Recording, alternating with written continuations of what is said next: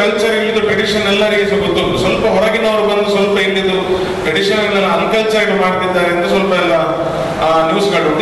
ಇದನ್ನು ಸ್ವಲ್ಪ ನಾವು ಗಮನ ಹರಿಸುವ ಬೇರೆ ರೀತಿಯಲ್ಲಿ. ಅದೇನೇನು ಪರ್ಸನಲಿ ನಾವು ತಗೊಳ್ಳೋದು ಬೇಡ.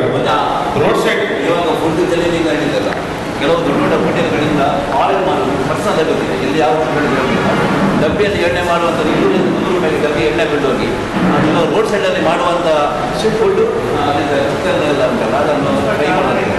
ಈ ಹಾರ್ಟ್ ಫೈಲ್ ಆದ ಚಿಕನ್ಗಳನ್ನು ಕೊಟ್ಟೋಗಿ ಅದು ತಿನ್ನುವವರು ಮಾತ್ರ ಬರೀ ಪಾಪದ ಒಂದು ಇದು ವೆರಿ ವೆರಿ ಡೇಂಜರಸ್ ಕಂಡೀಷನ್ ಇದೆ ಈ ವಿಷಯದಲ್ಲಿ. ಯಾಕಂದರೆ ನನಗೆ ಪರ್ಸನಲ್ ಗೊತ್ತಿತ್ತು, ಕೆಲವು ಅಂಗಡಿಗಳಿಂದ ಎಣ್ಣೆಯನ್ನು ಕೊಂಡೋಗಿ 250 ರೂಪಾಯಿ 300 ರೂಪಾಯಿ ಡಬ್ಬಿಯಲ್ಲಿ ಸಿಗ್ತದೆ, ಅದನ್ನು ಕೊಂಡೋಗಿ ಮಾಡುವಂಥ ವ್ಯವಸ್ಥೆ ಆಗ್ತದೆ. ಅದಕ್ಕೆ ಮುನ್ಸಿಪಾಲಿಟಿಯಾಗಿ ಗೊತ್ತಿಲ್ಲ, ಆರೋಗ್ಯ ಇಲಾಖೆ ಈ ಬಗ್ಗೆ 100% ಇದಕ್ಕೆ ಆಕ್ಷನ್ ಕೊಡಬೇಕು. 100% ನಮಗೆ ಎಲ್ಲ ಮುನ್ಸಿಪಾಲಿಟಿ ಇಷ್ಟು ಮುನ್ಸಿಪಾಲಿಟಿ ಅವರು ಎಲ್ಲಿದ್ದಾರೆ, ಅಲ್ಲಿ ನೀರೆಲ್ಲಿಂದ ಬರ್ತದೆ, ಅಲ್ಲಿ ಕ್ಲೀನ್ ಹೇಗಿದೆ, ನಮಗೆ ಕಸ ಕೊಡುವಾಗ ಈಗ 8 ಡಬ್ಬೆ ಇಟ್ಟಿರ್ತಾರೆ, ಹಸಿ ಬೇರೆ ಒಣ ಬೇರೆ, ಅವರೆಲ್ಲ ಬಿಸಾಡಿ ನೀರು ಎತ್ಕೊಂಡು ಬರ್ತಾರೆ. ನಾವು ರೆಂಟ್ ಕಟ್ಟಿ ಟ್ಯಾಕ್ಸ್ ಕಟ್ಟಿ ಲೇಬರ್ ಲೈಸೆನ್ಸ್ ಮಾಡಿ ಎಲ್ಲ ಹೋಟೆಲ್ ನಡೆಸಬಹುದು. ಅವ್ರು ಏನು ಮಾಡಿದ್ರು ಕೇಳೋದಕ್ಕಿಲ್ಲ. ಆ ಮಾರ್ಕೆಟ್ ಒಳಗೆ 13 ಹೋಟೆಲ್ ಇಲ್ಲಿ, ಅಲ್ಲಿ ವೇಸ್ಟ್ ಇಲ್ಲಿ ಹೋಗ್ತದೆ. ಅಲ್ಲಿ ಇವರು ಹೇಳಿದ್ದಾರೆ ನಮ್ಮ ಅಲ್ಲಿಂದ 250 ರೂಪಾಯಿ 90 ರೂಪಾಯಿ ವಾಯು ಕೊಂಡು ಹೋಗ್ತಾರೆ, ಅದನ್ನು ಕೊಂಡೋಗಿ ಅಲ್ಲಿ ವಾಯು ಕವರ್ ಮಾಡಿ ಕೊಡ್ತಾರೆ. ಅದು ನಮಗೆ ಡಿಸ್ಕಸ್ ಅಂತ ಚಿಕನ್ ಹಂಸಾರ ಕೋಳಿ ಸಾಕೋಗಿದ್ದಾರೆ ತುಂಬ ಶಾಪ್ಸ್. ಅವ್ರದ್ದು ಕೋಳಿಗಳು ಬಹುಶಃ ಹಾರ್ಟ್ಫೇಲ್ ಆದ ಕೋಳಿಗಳನ್ನು ಬಿಸಾಡಬೇಕು, ಸಂಜೆವರೆಗೆ ನೀಡ್ತಾರೆ. ಅದನ್ನು ಈ ನಮ್ಮ ಲೋಕಲ್ ಶಾಪ್ನವರು ಅಂದರೆ ಈ ಅಂಗಡಿ ರಸ್ತೆ ಬದಿಯವರು ಕೊಂಡೋಗಿ ಮಾಡುದು.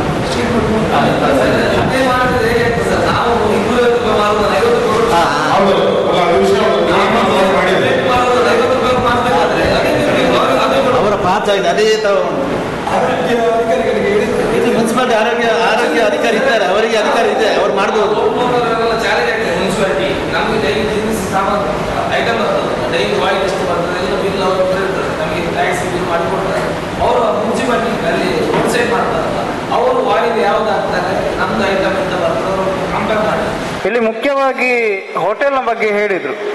ನನಗೆ ಈಗ ಡೌಟ್ ಆಗೋದು, ಇತ್ತೀಚೆಗೆ ಡೌಟ್ ಆಗೋದು, ನಮ್ಮದು ತಾತ್ಕಾಲಿಕ ಮಾರುಕಟ್ಟೆ ಏನು ಸ್ವರಾಜ ಮೈದಾನದಲ್ಲಿ ಉಂಟು, ಅದು ತರಕಾರಿ ಮೀನು ಅಥವಾ ಅಂಥ ಇದಕ್ಕೆ ಇರುವ ಸಂತೆಯ ಅಲ್ಲ, ಫಾಸ್ಟ್ ಫುಡ್ ಒಂದು ಸಣ್ಣ ಮಟ್ಟದ ಹೋಟೆಲ್ಗಳಿಗಿರುವ ವ್ಯವಸ್ಥೆ ಅಂತ. ಯಾಕಂದರೆ ಇಲ್ಲಿ ತೆರವಾಗುವ ಸಂದರ್ಭದಲ್ಲಿ ಕೂಡ ನಾನು ಇದ್ದೆ. ಅವಾಗ 1-2 ಏನೋ ಅಷ್ಟೇ ಒಂದು ಕ್ಯಾಂಟೀನ್ ಇತ್ತು, ಅದು ಸಹ ಡೌಟ್ ನನಗಿದ್ದದ್ದು. ಆದರೆ ಅಲ್ಲಿ ಹೋಗುವಾಗ ಸುತ್ತ ನೋಡಿದರೆ ನಿಮಗೆ ಅದು ಕ್ಯಾಂಟೀನೇ ಕಾಣ್ತಾ ಉಂಟು. ಸಣ್ಣ ಮಟ್ಟಿನ ಒಂದು ಕ್ಯಾಂಟೀನ್, ಇದು ಗೂಡಂಗಡಿಯಿಂದ ಹಿಡಿದು ದೊಡ್ಡ ಮಟ್ಟಿನವರೆಗೆ ಒಂದು 25-30 ಜನ ಕೂತ್ಕೊಳ್ಳುವವರೆಗೂ ಕೂಡ ಅಲ್ಲಿ ಹೋಟೆಲ್ ಆಗಿದೆ.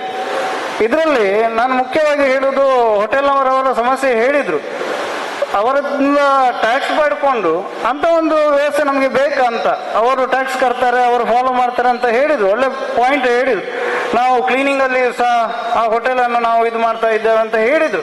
ಹೆಚ್ಚಾಗಿ ನೋಡಿದಾಗೆ ಹೆಚ್ಚಿನ ಹೋಟೆಲ್ಗಳು ಯಾರೆಲ್ಲ ಅಷ್ಟು ಬಾಡಿಗೆ ಕೊಟ್ಟು ಒಂದು 30,000ರಿಂದ ಒಂದು 50,000, ಕೆಲವು ಕಡೆ 1 ಲಕ್ಷ, ಪ್ರೈವೇಟ್ ಬಿಲ್ಡಿಂಗಲ್ಲಿ 1 ಲಕ್ಷವರೆಗೂ ಕೂಡ ಒಂದು ಬಾಡಿಗೆ ಇರುವಂಥ ವ್ಯವಸ್ಥೆಯಲ್ಲಿ ಇರುವಾಗ ಅವರು ಅದಕ್ಕೆ ಬೇಕಾದ ವ್ಯವಸ್ಥೆಯನ್ನು ಮಾಡಿಕೊಂಡೇ ಇರ್ತಾರೆ. ಒಂದು ಪಾಯಿಂಟ್ ಅದರ ಬಗ್ಗೆನೂ ಪುರಸಭೆ ಆಗಲಿ ಅದಕ್ಕೆ ಸಂಬಂಧಪಟ್ಟವರು ಗಮನ ಹರಿಸಬೇಕು. ಯಾಕಂದರೆ ನೆಕ್ಸ್ಟ್ ಮಾರುಕಟ್ಟೆಗೆ ಪರ್ಮಿಷನ್ ಸಿಕ್ಕಿದೆ, ಗ್ರೀನ್ ಸಿಗ್ನಲ್ ಸಿಕ್ಕಿದೆ, ಆದರೆ ಇನ್ನೂ ಆಟ ಇರುವುದು ಇನ್ನು ಇಷ್ಟರವರೆಗೆ ಆಗಲಿಲ್ಲ ಅಂತ.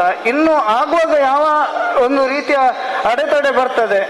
ಯಾಕಂದರೆ ಇಲ್ಲಿರುವ ಈಗ ಏನು ಹೋಟೆಲ್ ಉಂಟು, ಬೇರೆ ಅಲ್ಲಿ ಇಲ್ಲದೆ ಇರುವಂಥ ಹಳೆಯ ಒಂದು ಏನು ಸಂತೆ ಇತ್ತು, ಮಾರುಕಟ್ಟೆ ಇತ್ತು, ಅದು ಇಲ್ಲಿ ಬರುವಾಗ ಇಲ್ಲಿ ಕಂಪ್ಲೀಟ್ ಚೇಂಜ್. ಹಿಂದಿನ ಮುಖಗಳು ಕೆಲವೇ ಜನ ಇರುವುದು, ಹೊಸಬ್ರು ಇರುವುದಿಲ್ಲ. ಹೊಸಬ್ರು ಮಾತ್ರ ಅಲ್ಲ, ಮೂಡುಬಿದ್ರೆಯಲ್ಲಿ ಮಾತ್ರ ಅಲ್ಲ, ಬೇರೆ ಕಡೆಯಿಂದ ಕಾರ್ಕಳದಿಂದ ಇಲ್ಲಿ ವ್ಯಾಪಾರ ಮಾಡುವವರು ಇದ್ದಾರೆ. ಅದು ನಾನು ಗಮನಿಸಿದ ಒಂದು ಅಂಶ. ಇನ್ನೊಂದು ನನಗೆ ಗೊತ್ತಿರುವ ಹಾಗೆ ಇಲ್ಲಿ ಈಗ ಹೋಟೆಲ್ನವರ ಹತ್ರ ಇವರು ಪುರಸಭೆಯವರು ಸುಂಕ ವಸೂಲಿ ಮಾಡ್ತಾ ಇದ್ದಾರೆ.